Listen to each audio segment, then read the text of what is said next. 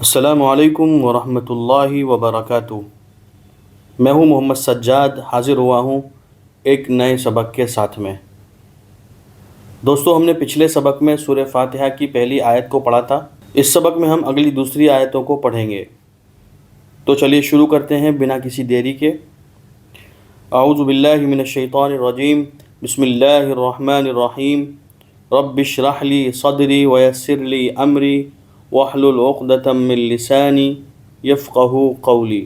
دوسری آیت ہے الرحمن الرحیم، اس کو پڑھیں گے الرحمن الرحیم۔ اس کے بعد ہے مالک یوم الدین۔ دوسری آیت میں دیکھیے دو لفظ ہیں، پہلا اور دوسرا۔ پہلے لفظ میں سب سے پہلے یہ الف ہے کہ جب بھی الف اور لام یعنی یہ لام ہے، جب بھی یہ آیت کے شروع میں آئیں گے تو اس پر آٹومیٹک زبر ہوگا، چاہے اس پہ زبر لکھا ہو یا نہ ہو۔ اور یہ بھی بتایا تھا آپ کو کہ کبھی ایسا ہوتا ہے کہ الف سائلنٹ ہوتا ہے اور کبھی ایسا ہوتا ہے کہ لام سائلنٹ ہوتا ہے۔ تو یہاں پر لام سائلنٹ ہوگا، الف کو ڈائریکٹ را سے ملائیں گے۔ الف را زبر ار، را ہا زبر رح، الرح یہ میم ہے جس کے اوپر کھڑا زبر ہے۔ الرحمن یہ نون کے نیچے زیر ہے۔ الرحمنی الرحمنی۔ اب دیکھیے یہاں پر یہ الف ہے اور یہ لام ہے، یہ دونوں یہاں پر سائلنٹ ہوں گے۔ کیوں سائلنٹ ہوں گے؟ کیونکہ یہ آیت کے بیچ میں آئے ہیں، اس لیے نون کو ڈائریکٹ را سے ملائیں گے۔ نون را زیر نر، را زبر را، نر را، الرحمن الرا۔ اب آگے یہ ہا ہے جس کے نیچے زیر ہے، یہ یا ہے جو کہ ساکن ہے، یہ میم ہے جس کے نیچے زیر ہے۔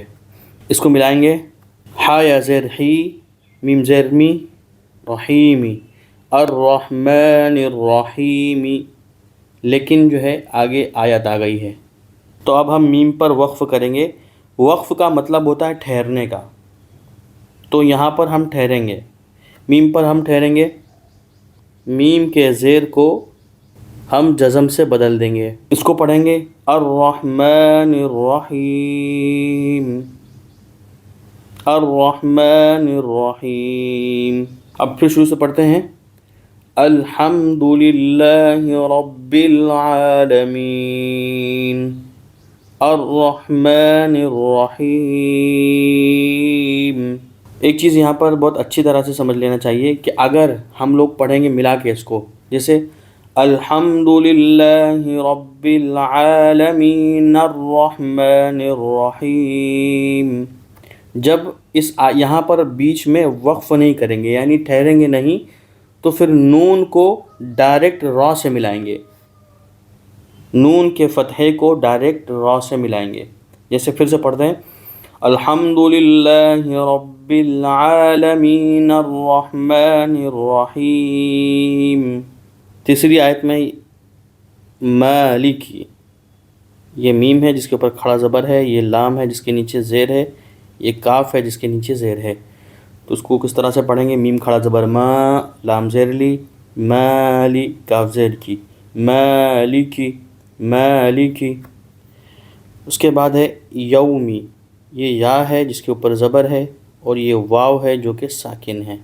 قاعدہ ہم نے پڑھا تھا کہ واو جب ساکن ہو اور اس سے پہلے زبر ہو تو واو لین ہوتا ہے۔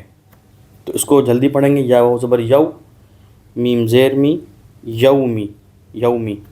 اب میم کو ڈائریکٹ دال سے ملائیں گے، کیونکہ بتایا تھا کہ جب بھی الف اور لام آیت کے بیچ میں آئیں گے تو کبھی الف سائلنٹ ہوگا، کبھی لام سائلنٹ ہوگا، کبھی لام سائلنٹ ہوگا اور کبھی دونوں سائلنٹ ہوں گے۔ تو یہاں پر الف اور لام دونوں سائلنٹ ہیں، اس لیے میم کو ڈائریکٹ دال سے ملائیں گے۔ یہ دال ہے جس کے نیچے زیر ہے اور اس کے اوپر تشدید ہے، میم دال زیر مد، دال زیر دی مد دی، مالک یوم الدین۔ آگے یا ہے جو کہ ساکن ہے، تو دال کو یا سے ملائیں گے۔ دال یا زیر، ہم نے قاعدہ پڑھا تھا کہ یا ساکن ہو اور اس سے پہلے زیر ہو تو یا مدہ ہوگی۔ ٹھیک ہے، آگے نون ہے جس کے نیچے زیر ہے، ہم یہاں پر وقف کریں گے، مطلب ٹھہریں گے۔ تو نون کے کسرے کو ہم نے بتایا تھا کہ اگر جس لفظ پہ وقف کیا جائے گا وہ متحرک ہو، یعنی اس پہ زبر، زیر، پیش میں سے کوئی بھی حرکت ہو، تو اس وقت اس کو جزم سے بدل دیں گے۔ تو یہاں پر ہم نون کے زیر کو جزم سے بدل دیں گے۔ مالک یوم الدین، مالک یوم الدین۔ پھر سے پڑھتے ہیں، الرحمن الرحیم، مالک یوم الدین، الحمد للہ رب العالمین، الرحمن الرحیم، مالک یوم الدین، مالک یوم الدین۔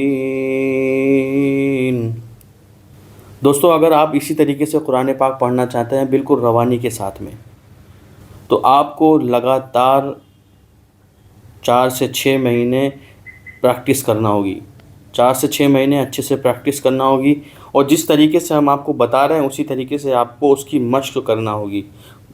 تو انشاءاللہ اللہ کی ذات سے امید ہے کہ آپ بہت آسانی کے ساتھ میں قرآن پاک پڑھنے لگیں گے۔ امید کرتے ہیں دوستو آپ کو سبق اچھی طرح سے سمجھ میں آ گیا ہوگا۔